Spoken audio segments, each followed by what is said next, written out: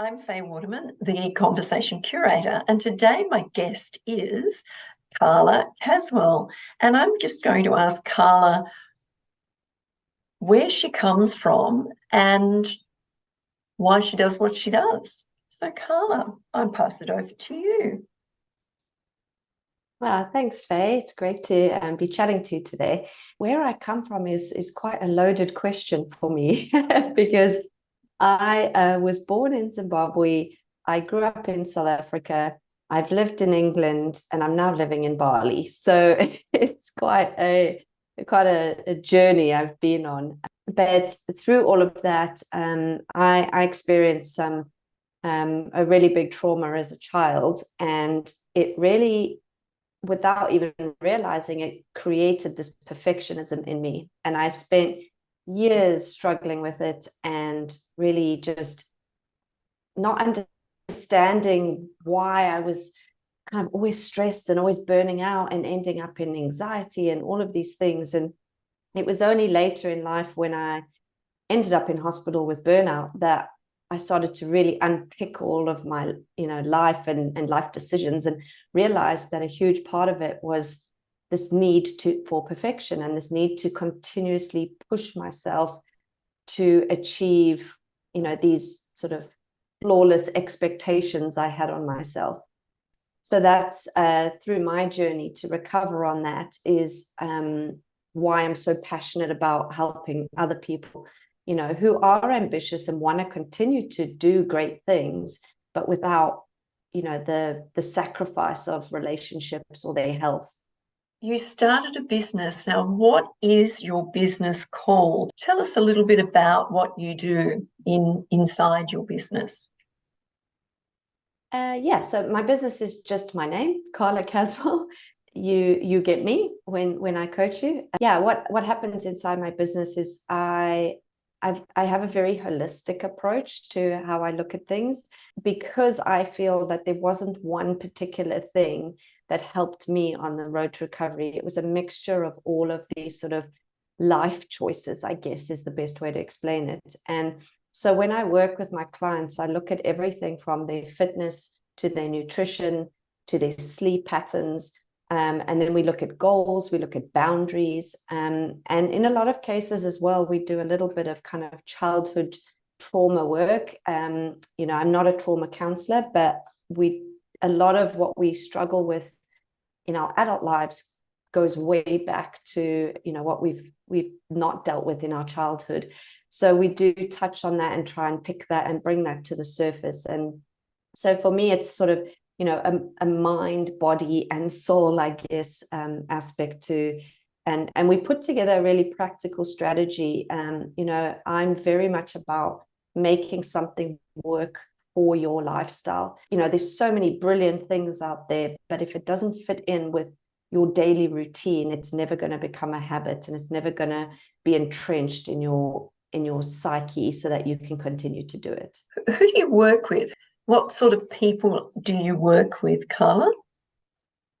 So I work with a lot of corporate executives who, are working in pressure situations. I come from an advertising background, so I work with a lot of advertising execs who are constantly on this sort of treadmill for perfection. If it's not perfect, it doesn't go out. So I work with very ambitious people who, want to do great work and they want to climb up the ranks, but they're just really struggling to manage it all. I work with entrepreneurs as well, because similar thing, perfectionism can really hold them back from taking steps forward to put themselves out there. I know firsthand, transitioning from selling products on behalf of somebody else in my career to selling myself was a huge mindset shift for me, and it can really hold you back. And then I also work with athletes. Being a past athlete myself, I continue to compete in the Masters League in athletics as well, so I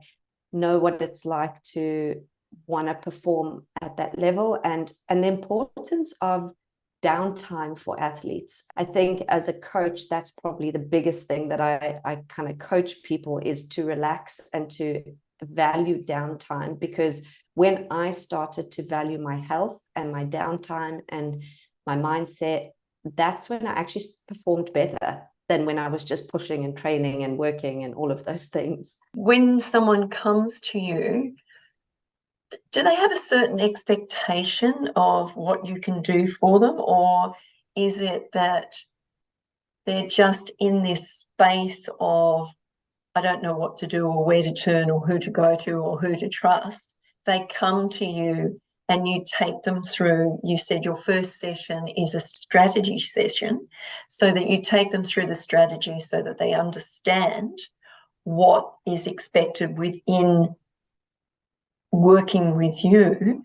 How long do they work with you for? In answer to both your questions, I think a lot of people come to me because they are, like you said, just feeling completely stuck, overwhelmed, and just have kind of lost that lust for life. Like they know they're good at what they do. They know they have a lot of good things going for them, but they're just feeling stuck and not seeing a way out, and they're not feeling good about themselves. They sort of have lost that drive that they used to have, and they just don't know where to turn, making poor decisions in terms of their health and things that they used to love, they no longer focusing on or have dropped by the wayside. So that's generally the people that come to me. And yes, so the strategy session, I usually start with just 2 sessions. So the first one, because I can basically give you, stuff to go away with and work on practical things from the first session. But I know that it is sometimes difficult to maintain that. And so I always insist on a second session, which usually is in the 2 to 3 months, so that I can check in and see where you're at and where you've fallen off and where you need guidance. Then, it's very much up to the person. I have people who work with me on an ongoing basis. I have people who are quite happy with just the 2 sessions, and they might come back, in 6 months' time or 12 months' time, just for a refresher, because obviously things change in your life as well. So sometimes you just need to kind of touch base again and go, okay, right, this is where I'm at. And now I've got new goals and I've got new things that I'm dealing with that have come up. So how do we move forward from that? So for me, it's very much about empowering people to be able to do the work themselves and be able to make the change themselves, as opposed to me becoming a crutch that they need me every day to get them through. It's up to them to do the work. You're there to guide them, give them the strategies, but it is up to them to do the work. But you're the support person in the background if they happen to start falling over and they need to be picked up that little bit again. So then they come back to you and do another session with you and go away and work on that. And so you're there constantly if they're in need, which is absolutely fabulous. How long have you been doing this? And I kind of say, sorry, I was just going to say, I kind of feel like I'm the cheerleader, but also the person that you need to give yourself that kind of kick up the backside when you need it as well. Absolutely. Absolutely. So how long have you been doing what you do? Formally, as a formal coach, I would say probably about nearly 3 years now. I think everything I teach is something I embody in my life. I always believe that if I'm going to be able to coach people, I need to live the way I am coaching. And so I would say it's kind of a lifetime journey for me, in terms of how long I've been doing it.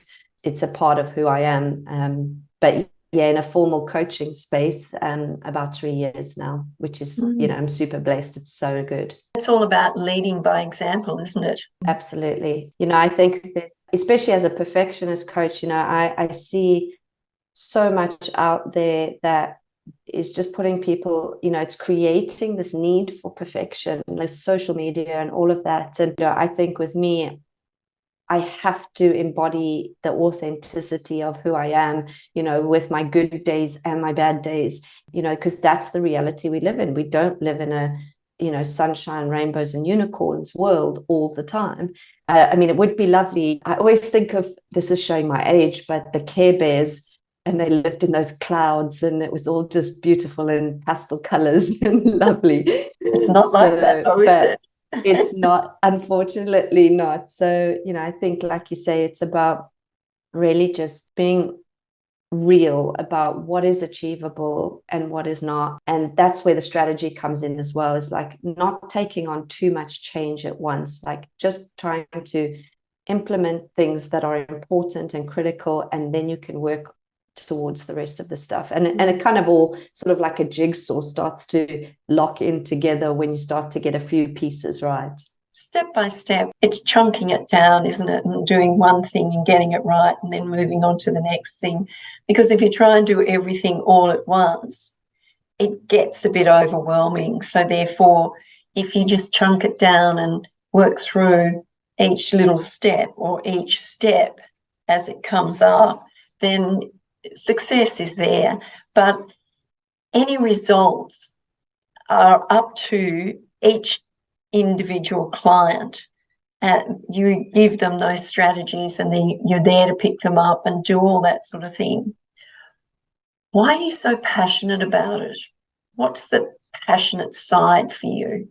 Well, I mean, if it wasn't for me learning these tools and changing my life, I don't know if I'd be sitting here today, to be quite honest. I have suffered a lot with depression and anxiety. I have attempted suicide in the past. And then, ending up in hospital, I had a ruptured artery in my stomach, and I had to have 2 blood transfusions. And it was a big wake-up call for me to say, like, I cannot continue to live my life like this, and I cannot continue, I'm never going to get actually to the dreams and goals that I want by doing it this way, because it saved my life and it's completely turned my life around.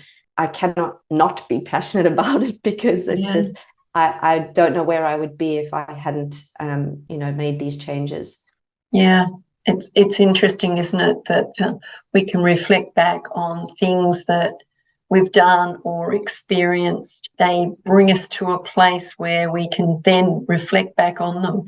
And anyone who seems to be coming from that space, you can say you understand because you've experienced it. So that's absolutely fabulous. And that gives credibility when you can say you understand that, where they're coming from, which is a really quite powerful.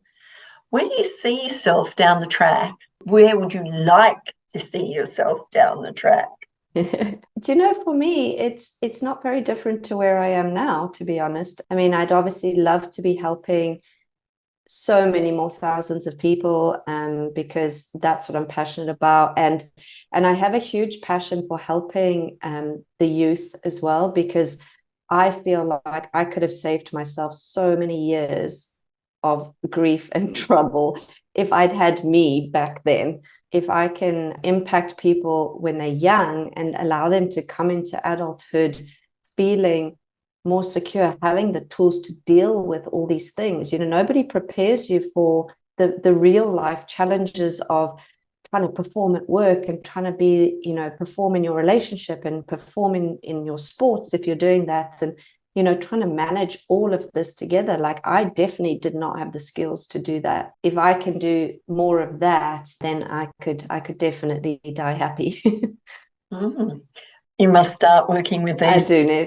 Yeah, you must start. Are there any tips that you would like to give anyone out there that is struggling as a perfectionist, which is preventing them getting to where they want to go? What sort of tips can you give people who are on that side of perfection to realise that they don't need to be perfect at everything that they do? The biggest starting point, but it's also a difficult one, is self-awareness.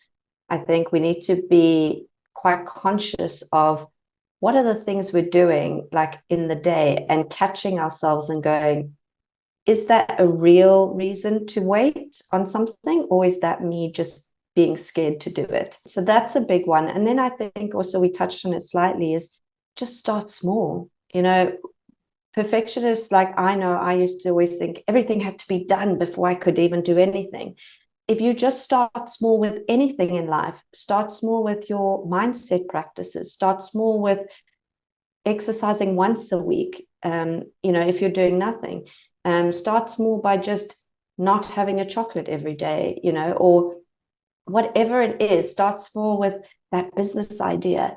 just start small, I think, is the biggest tip that I could probably give. If you're moving forward, then you're moving in the right direction. If you're just sitting talking about things and not doing anything, then you're just going to stay exactly where you are. So I think that it's definitely about starting small and not overwhelming yourself. How can they get in contact with you, Carla? I am on LinkedIn, Facebook, TikTok, you name it. I'm on Instagram as Carla Cas Does Life. Carla Cas does. Yes, thank you so much, Faye. I've loved having this chat. It's been fantastic. Great. I'm Faye Waterman, and this has been a conversation with Faye, and I'll be back again soon.